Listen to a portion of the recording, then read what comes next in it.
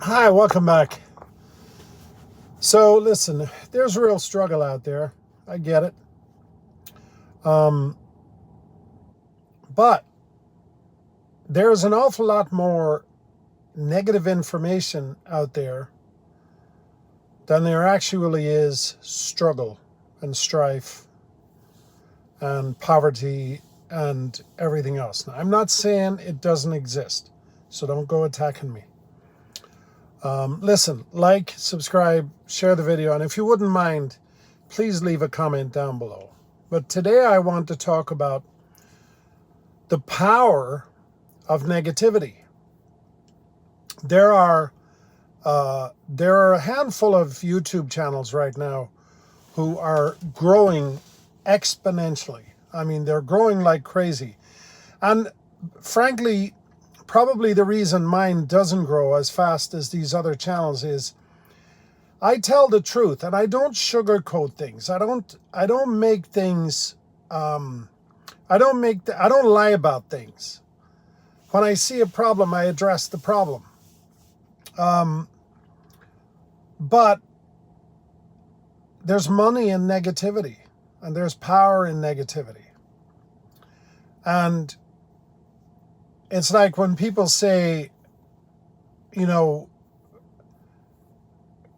the end of the world is coming, and then you go outside and you're like, wow, it's beautiful. The weather is nice. Everything is perfectly fine. So just be very careful who you listen to. Now, there are people who are making mistakes right now. The real estate market is very sketchy. There's no question about that. And I've done many videos on explaining to people how to prepare yourself for a downturn if it is coming. And the thing you want to do the most is to stay out of debt. That's number one. And number two, don't put yourself in a position to where you're buying things at the top. The old rule in real estate is, buy low, sell high. So, and it's the same with stocks. If you have stocks, whatever you're investing in, be prepared for a downturn because it is coming. It's always coming. And you should wake up every morning thinking, is today the day that the stock market is going to crash? Is today the day that the real estate market is going to crash? Is today the day that the automobile industry is going to crash? Because it could be any day, and there are cracks in the system right now. I'm not going to deny that. There's also a lot of uncertainty as to what Powell is going to do. And by the way, I'm sorry, it's a little dark. I'm making this video very late in the evening. And but the reason I'm making it is I saw something that actually triggered something in me. And I had to make this. Anyway, getting back to the point. Be prepared for a downturn, because if you're prepared, you don't have to worry. If you own a stock right now and that stock drops 50%, right? And that can happen on any given day. Are you prepared to weather that storm? Because let's say there's a crash tomorrow and your stock drops 50%. Can you hold on for a month, 2 months, 3 months, 6 months, a year and a half typically is, the worst from the worst case scenario, right? Are you prepared to hold off on selling that stock? Because you do not want to sell in a down market. Don't ever be a seller in a down market, because you're going to lose money and you will never recover. You'll never recover. It could take you an entire lifetime if you were going to recover. So don't put yourself in that position. I know somebody who recently bought a house. They got a great deal on the house. Brand new house. It's almost finished. They bought it from the builder, and they bought it from the builder because they got this story that the person who was buying it changed their mind, or their bank financing failed, or whatever it was. They got all these stories. Well, I would like to have talked to that guy who backed out of the deal, or girl, whoever they were. Because there is more to this story than meets the eye. The real estate market is dropping. Builders are doing the same thing they did in 2008. They're peddling homes now to anybody with a pulse who can come in and sign on the dotted line. And they're buying down the interest rate. My friend got a 4.5% interest rate. That's unheard of right now. So the builder probably bought down 2 points on that. But guess what? The interest rates, everybody's saying the interest rates are going to come down. They could actually go up. We may be in a stagflation economy right now, so nobody knows what's going to happen. But the key is, if you're prepared for this and you don't overextend yourself, you will be fine. You do not want to put yourself in a panic mode. Don't do that to yourself. Don't do it to yourself. Whatever you think you need to own right now, maybe you don't need to own it. Okay? Just be very, very careful. But I'll tell you what triggered me. I was watching a video right before I came on this camera. I wasn't even planning on making a video today. And this guy got on there, and it's like doom and gloom and doom and gloom. And he's blaming the banks, and he's blaming the college loans, and he's blaming the rich, and he's blaming everybody. He's blaming everybody except himself. He's talking about the fact that he actually made a statement that was a really stupid statement. He said, "What, is the bank going to come and take your house because they want to make money on your house, and they want to sell your house and make that $300,000 in equity that you own in that house?" First of all, let me tell you something right now. Banks do not want to own property. Banks don't make mortgages for people. They don't give you a mortgage in the hope that you're going to default and they're going to get it back. They don't want it back. They want you to pay for it. They want you to follow through. So anybody who's telling you that the banks want to take over your property, that is total BS. Don't listen to them. They're trying to scare you. And the other thing he brought up was college loans. I hate college loans. I've always hated college loans. I've never had a college loan in my life. In fact, frankly, I've never gone to college. I'm not saying you shouldn't, but the college loan thing is a big giant scam, and it has been for a long time. Now, there was a time when you went to college, you got a phenomenal education, you graduated, and you got a job that paid you more than your college loan was. Those days are gone. And if you think that you're going to go to college now, pay 200 grand or whatever it is for 4 years, and you're going to come out and get even $100,000 a year job or $150,000 a year job, you are absolutely fooling yourself. But for any human being to blame the bank for giving you the college loan, that's ludicrous. You decided you were going to go to college. They sold you a big giant can of BS and you bought it. That's on you. That's not on them. You are responsible for your own decisions. And like I said, I'm not telling you you shouldn't go to college. I'm not telling you you shouldn't take out mortgages. I'm not telling you you shouldn't take out car loans.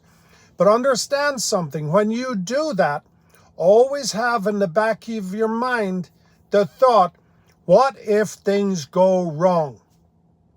What if I lose my job? Can I pay this mortgage? Can I pay this car payment? Right? Like, this is absolutely ridiculous that these people are scaring the hell out of you. It's not right. It's not right to scare people.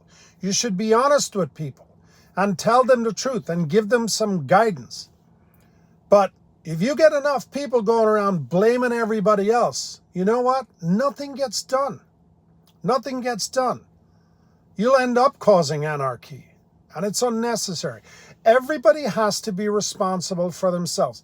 And if you were raised, if anybody raised you, and I know they didn't because they are few and far between, if anybody raised you and told you that the government was going to protect you and they're going to take care of you and you're going to get this great education and you're going to get this great job and you can buy a house that's worth a lot more than you can afford and you can buy a car that's worth a lot more than you can afford, I don't believe that anybody raised you like that.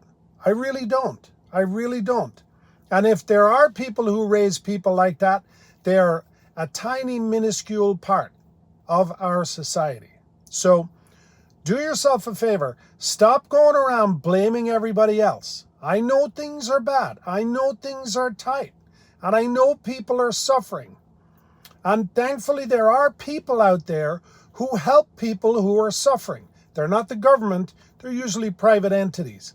But when I hear a guy on YouTube telling people day in and day out that we're doomed, that it's the end of the world, that we're in a depression, and blah, blah, blah, blah, blah. And then I watch the channel grow from 10,000 subscribers to 20,000 to 30,000 to 50, 70, 85,000 as of today. That guy is making money on telling people miserable, sad stories. Because when you get to that level where you have 85,000 followers and subscribers on YouTube, I don't know what he's making, but I'll guarantee you it's probably a lot more than any of you are making watching this video. I guarantee you it is. These guys are making a lot of money, and all they're doing is they're following the algorithm, and they're trying to find people who are desperate, and people who will agree with them, and people who will click like and subscribe and comment. And it's very disgusting to me. There's all this doom and gloom out there, and it's not right. It's not fair to people. Things can get bad, but you have to prepare. You must prepare. And I know people have told you this. I'm sure your parents have told you this. And if you are sitting there right now and you have a house that you can't afford, and a car that you can't afford, and enormous college debt, and you're making 30 grand a year, that's not my fault. That's not the government's fault. That's your fault. But stop blaming others. And stop thinking that anybody is coming to save you. Nobody is coming to save you. And by the way, my videos don't get any views. You know why? Because I'm telling the truth. There's nothing salacious in this video, is there? Nothing. Absolutely nothing. You know that this is real. I have no reason to lie. I have no reason to make stuff up. I have no reason to try to get clicks and likes and shares and all that kind of stuff. I do because I want the channel to grow. But I'm not going to lie to people in order to make it happen. So be very, very careful where you're getting your information from. It's very dangerous. There are dangerous people on YouTube, just like there are dangerous people in society in general. I just don't want you getting wrapped up in it. And I'm not telling you, I do this all the time here. I'm not telling you to take my advice. I'm not a financial advisor. I'm not a genius. I don't have all the answers. But there are ways you can prevent yourself from getting into certain bad financial situations. And you already know them. You already know them.